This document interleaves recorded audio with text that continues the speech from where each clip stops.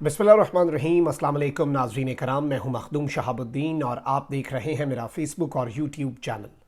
उम्मीद करता हूं आप सब लोग बखैर वाफ़ियत होंगे और जहां भी होंगे अपने अहले खाना समेत खुश भी होंगे और महफूज भी।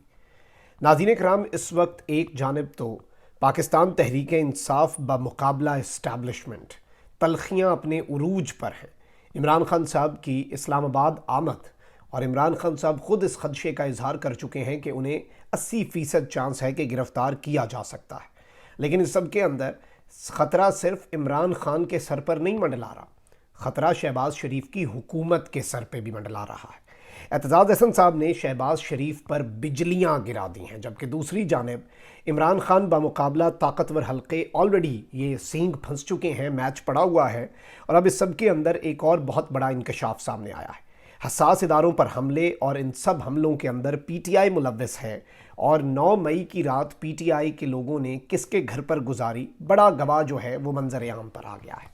ये बड़ा गवाह कौन है जिसने पनाह दी रखी और अब ये बता रहा है कि किस तरह से अहम तरीन और हसास तरीन तनसीबात जो हैं उन पर हमले होने हैं और किस तरह से ये हमले प्लान किए जा रहे थे और किस तरह से लोगों को डायरेक्शंस दी जा रही थी और ये कुरा किस तरह से इमरान खान तक जा मिलता है, इस पर भी बात कर लेते हैं। काफ़ी इंपॉर्टेंट डेवलपमेंट्स हैं। नाज़रीन कराम, कल आपको पता है कि जो एक इंक्वायरी कमीशन बना था जस्टिस काजी फ़ाइज़ ईसा की सरबराही में 3 रुकनी जुडिशल कमीशन जिसने ऑडियो लीक्स की समाअत करनी थी, उसके हवाले से मैंने कल भी आपके सामने कुछ चीज़ें रखी। तो अब उसकी कल की कार्रवाई के मुतल्लिक हुक्मनामा भी सामने आ चुका है। हुक्मनामे में कहा गया है कि कमीशन सुप्रीम जुडिशल काउंसिल नहीं है। चेयरमैन इंक्वायरी कमीशन और मेंबरान को 20 मई को कमीशन की तश्कील का नोटिफिकेशन मौसूल हुआ। Inquiry commission Pakistan commission of inquiry act 2017 के तहत कायम किया गया, जिसने सुप्रीम कोर्ट की इमारत में कायम कोर्ट रूम नंबर 7 में कार्रवाई की। हुक्मनामे के मतन के मुताबिक inquiry commission supreme judicial council के इख्तियारात इस्तेमाल नहीं करेगा। इंक्वायरी कमीशन नोटिफिकेशन और एक्ट में दर्ज इख्तियारात के तहत बेहतरीन तरीके से काम करेगा। इंक्वायरी कमीशन शफाफियत के लिए कार्रवाई पब्लिक होगी और कमीशन की आइंदा कार्रवाई कोर्ट रूम नंबर 2 में होगी। तहरीरी हुक्मनामे में कहा गया है कि इंक्वायरी कमीशन को अपना सेक्रेटरी और सेक्रेटेरिएट मुकर्रर करने का इख्तियार है। फैसले के मुताबिक शफाफियत के पेश नज़र इंक्वायरी कमीशन की कार्रवाई ओपन रखने का फैसला किया गया है और अटॉर्नी जनरल ने ओपन कार्रवाई पर रजामंदी जाहिर की। अटॉर्नी जनरल ने कुछ कार्रवाई इन कैमरा करने की दरख्वास्त की, ताहम इन कैमरा कार्रवाई का फैसला उस वक्त दरख्वास्त देखकर किया जाएगा। हुक्मनामे में करार दिया गया कि कमीशन के रूबरू पेश होने वाला कोई शख्स मुल्जिम तसव्वुर नहीं होगा, ना ही कमीशन में पेश होने वाले से मुल्जिम जैसा सलूक होगा। इंक्वायरी कमीशन में पेश अफराद सिर्फ हकाइक तक रसाई का जरिया होंगे। हुक्मनामे में कहा गया है कि इंक्वायरी कमीशन में पेश अफराद सिर्फ हकाइक तक रसाई का जरिया होंगे। कमीशन अपने क़याम से मुतल्लिक हकाइक का तयन करेगा। कमीशन में पेश होने वाले अफराद का मुकम्मल एहतराम किया जाएगा और कमीशन भी इन अफराद से इसी तरह के एहतराम की तवक्को रखता है। एक्ट के तहत कमीशन सख्त इक़दाम करके हाज़िरी यकीनी बनाने का इख्तियार रखता है। ये धमकी भी क्लियरली दे दी गई है। और लेकिन कमीशन तवक्को करता है कि बुलाने पर अफराद पेश होंगे और कमीशन को सख्त इक़दाम नहीं करना होंगे। कमीशन ने 3 अंग्रेज़ी और 3 उर्दू के कसीरुल अशात अखबारात में नोटिस शाये करने का हुक्म देते हुए कहा कि इंक्वायरी कमीशन में पेश हर शख्स की इज़्ज़त करेंगे, बदले में भी इज़्ज़त की तवक्को होगी। और इस सब के अंदर एक नंबर भी इन्होंने कायम कर दिया है और एक ईमेल एड्रेस जो है इंक्वायरी कमीशन 2023@gmail.com और एक नंबर इन्होंने बनाया है जो पब्लिक के लिए है और ये नंबर जो दिया गया है वो है 031055793226। ये नंबर भी इसमें दिया गया है और इसमें ये भी बताया गया है कि जी बहुत सी चीज़ें इन्होंने सामने रखी हैं और इसमें जो इम्पॉर्टेंट चीज़ है इन्होंने कहा है कि उम्मीद है तमाम लोग जिन्हें हम बुलाएं वो आएँ, वरना हमें सख्त इक़दाम करना पड़ेगा। अब ये किसके लिए है ये आने वाला वक्त बताएगा। अच्छा, अब यहाँ पर सुप्रीम कोर्ट ऑफ पाकिस्तान की तरफ से एक वजाहत भी जारी हुई है। ये वजाहत बड़ी अहम है क्योंकि सुप्रीम कोर्ट ने साबिक़ वज़ीर आज़म इमरान खान को सुप्रीम कोर्ट पेशी पर गाड़ी में लाने के मामले की वजाहत की है।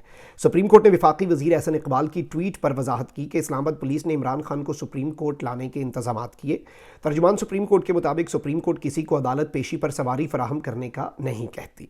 सुप्रीम कोर्ट ने इमरान खान को गाड़ी फराहम नहीं की, उन्हें सुप्रीम कोर्ट पेशी के लिए इस्लामाबाद पुलिस ने गाड़ी फराहम की थी और इस्लामाबाद पुलिस ने यह कहा था कि हम एक मुनासिब जो गाड़ी है वो अरेंज कर रहे हैं ताकि इमरान खान की सिक्योरिटी अरेंजमेंट्स हो सकें और उन्होंने मर्सिडीज़ के बजाय वो जिस गाड़ी पे लाते सुप्रीम कोर्ट को इससे कोई फ़र्क नहीं पड़ना था। तो ये जो बेतुके और बिला वजह के इल्ज़ामात लगाते हैं और अपना भी सारा मलबा इस پہ ڈالنے کی کوشش کرتے ہیں، یہ غلط ہے۔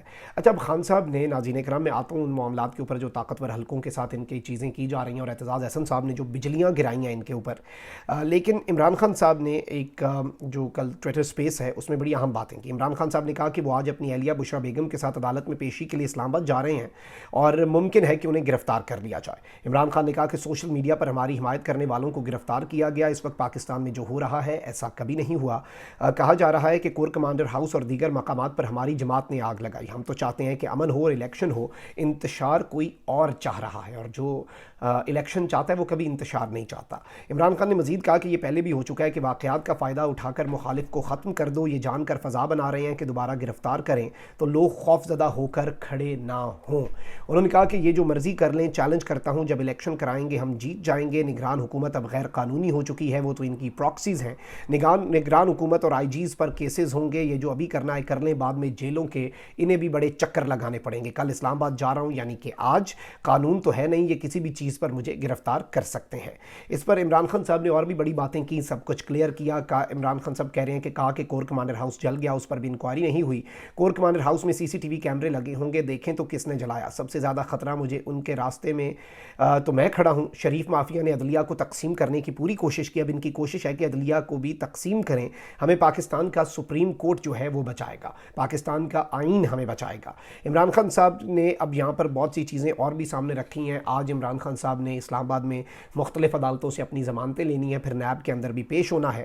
اچھا، یہاں پر یہ جو لوگ اس وقت پاکستان تحریک انصاف کو چھوڑ بھی رہے ہیں، ان میں سے بہت سے ایسے لوگ بھی ہیں جنہیں ٹکٹس نہیں دی گئیں، تو اب انہوں نے ویسے ہی چھوڑنا تھا، وہ پہلے ہی نالاں تھے۔ اور شفقت محمود صاحب جو ہیں، ان کے بارے میں کہا جا رہا تھا یہ کہاں پر ہیں، کدھر گئے، یہ نہیں اس وقت نظر آ رہا ہے۔ تو اس سب کے اندر زمان پارک میں میڈیا سے گفتگو میں شفقت محمود صاحب نے کہا کہ دو قسم کے لوگ پارٹی چھوڑنے کا فیصلہ کر رہے ہیں، ایک وہ جن کو ہم نے ٹکٹ نہیں دیا، اور دوسرے وہ جو اس وقت پریشر برداشت نہیں کر پا رہے۔ انہوں نے کہا کہ شاید کوئی ایک دو لوگ ایسے ہوں جو نظریاتی طور پر بھی اختلاف رکھتے ہیں۔ انہوں نے کہا کہ پاکستان اس وقت شدید بحران میں ہے، معاشی بحران بہت زیادہ ہے، اس وقت ضروری ہے کہ ہم سب مل کر الیکشن کی تاریخ کا فیصلہ کریں۔ معاشی بحران کا حل صرف انتخابات میں۔ انہوں نے کہا کہ پی ٹی آئی الیکشن پر بات کرنے کے لیے ہمیشہ سے تیار تھی، اور پاکستان تحریک انصاف الیکشن پر بات کرنے کے لیے تیار ہے۔ اچھا، فیصل واڈا صاحب ایک ایسا کردار ہے جو ایک وسل بلوور بننے کی بہت سی کوشش کرتے آئے ہیں۔ اس سے پہلے بھی انہوں نے کچھ پریس کانفرنسز کی جو بہت زیادہ کنٹروورشل بھی ہوئیں، تنقید کا نشانہ بھی بنی۔ اچھا جی، اب یہ کہہ رہے ہیں کہ جی پی ٹی آئی کی قیادت کے 11 لوگ جو ہیں وہ 9 مئی کو میرے گھر آئے، اور ظاہری بات ہے سیاست کے علاوہ بھی دوستی یاری ہوتی ہے، تو ہو سکتا ہے ان کے گھر آئے ہوں، ان کے پاس رہے، وہ ان کے گھر میں انہوں نے پناہ دی ہوئی تھی انہیں، اور یہ کہہ رہے ہیں کہ انہیں یہ ہدایت کی جا رہی تھی کہ آپ کو اسلام آباد میں آئی ایس آئی کے ہیڈ کوارٹر بھی جانا ہے۔ اب یہ ہدایت کس کی طرف سے دی جا رہی تھی؟ اگر تو پی ٹی آئی کی قیادت کے 11 لوگ ہیں، ان سے اوپر تو عمران خان ہے۔ عمران خان کے آرڈرز پھر کون آگے دے رہا تھا؟ عمران خان کی طرف سے یہ آرڈرز تھے یا کیا تھا؟ یہ ایک بڑا اہم سوال ہے۔ اور انہوں نے کچھ اور انکشافات بھی کیے ہیں۔ تحریک انصاف کے سابق رہنما اور رکن قومی اسمبلی فیصل واڈا نے انکشاف کیا ہے کہ جب عمران خان وزیر اعظم تھے تو انہیں اس وقت کے D G I S I general Asim Munir کو ایمانداری سے کام کرنے پر برطرف کر دیا تھا، کیونکہ خان صاحب نے اگلے دن یہ بات کہی کہ میں نے جو بشریٰ بی بی کے حوالے سے ایک تھیوری پائی جاتی ہے کہ عاصم منیر صاحب اس وقت ڈی جی آئی ایس آئی تھے، انہوں نے بشریٰ بی بی کے حوالے سے کرپشن کے ثبوت دکھائے تو خان صاحب نے ہٹا دیا۔ اچھا جی، اب یہ کہہ رہے ہیں کہ جی پی ٹی آئی نے دھرنا عاصم منیر کو آرمی چیف بنانے سے روکنے کے لیے دیا تھا۔ فیصل واڈا نے بتایا کہ انہوں نے عاصم منیر کو بتایا تھا کہ آپ جو کرنے جا رہے ہیں آپ کے لیے نقصان دہ ہوگا۔ انہوں نے کہا کہ واڈا مجھے کہہ رہے ہو کہ میں اپنے ملک سے بے ایمانی کروں۔ فیصل واڈا نے مزید بتایا کہ عاصم منیر نے عمران خان کو کرپشن کے شواہد پیش کر دیے، اگلے دن عمران خان نے عاصم منیر صاحب کو برطرف کر دیا۔ فیصل واڈا نے کہا کہ عمران خان نے اس وقت کے D G I S I Asim Munir کو سینٹ کو مینیج کرنے کا آرڈر دیا، لیکن عاصم منیر نے یہ کہہ کر منع کر دیا کہ فوج مداخلت نہیں کر سکتی۔ عاصم منیر نے عمران خان کو کہا کہ یہ جمہوری معاملہ ہے، آپ جمہوری طریقے سے نمٹیں۔ فیصل واڈا نے دعویٰ کیا کہ گھڑی اسکینڈل میں عمران خان کو 3-4 کروڑ روپے ملے، باقی کے 20-25 کروڑ اپنے پرائے سب نے مل کر لوٹے۔ شہزاد اکبر اکیلے نہیں تھے، انہیں خاص آدمی کی سپورٹ تھی۔ عثمان بزدار کے آڈیو ویڈیو شواہد خان صاحب کو دکھائے گئے تھے۔ بزدار کے آڈیو ویڈیو شواہد خان صاحب کو دینے کے گواہ کابینہ کے اور لوگ بھی ہیں، لیکن خان صاحب نے ان تمام تر چیزوں کو اگنور کیا۔ یہ خان صاحب کے اوپر ایک بہت بڑی چارج شیٹ ہے فیصل واڈا صاحب سے، جو کہ نارملی یہ پرسیپشن بلڈ کرتے ہیں کہ وہ خان صاحب صاحب کے ساتھ بہت لائل ہیں، خان صاحب کے بہت زیادہ سگے ہیں، اور خان صاحب کی پارٹی کے اندر کچھ لوگ ہیں جو خان صاحب کو ورگلا رہے ہیں، لیکن اس مرتبہ انہوں نے جو باتیں کی ہیں وہ ڈائریکٹلی عاصم منیر صاحب کے حوالے سے ہیں، اور یہ جو ایک کشیدگی ایسے مزید گہرا اگر ان باتوں کو مان لیا جائے تو یہ چیزیں کریں گی۔ اچھا، اب یہاں پر ایک جانب تو یہ سب کچھ ہو رہا ہے، تو وہیں دوسری جانب سینئر قانون دان اور سینئر سیاستدان اعتزاز احسن صاحب نے کہا ہے کہ جسٹس قاضی فائز عیسیٰ جس کمیشن پر جا بیٹھے ہیں حکومت اس پر نااہل ہو سکتی ہے۔ اب یہ بڑی دلچسپ بات انہوں نے کی ہے، انہوں نے کہا کہ حکومت کی جانب سے آڈیو لیکس پر جوڈیشل کمیشن بنا کر آئین کی خلاف ورزی کی گئی ہے، ایسے فیصلے موجود ہیں کہ جس میں عدلیہ کی آزادی کے واضح احکامات ہیں۔ اعتزاز احسن نے جسٹس قاضی فائز عیسیٰ کی جانب سے جوڈیشل کمیشن کی سربراہی کرنے پر حیرانی کا اظہار کرتے ہوئے کہا کہ جسٹس قاضی فائز عیسیٰ کو جوڈیشل کمیشن کی سربراہی سے انکار کرنا چاہیے تھا، اور وہ کہتے ہیں کہ چیف جسٹس اس کی نامزدگی کریں، حکومت کی جانب سے چیف جسٹس کو نامزدگی کے لیے لکھنا چاہیے تھا۔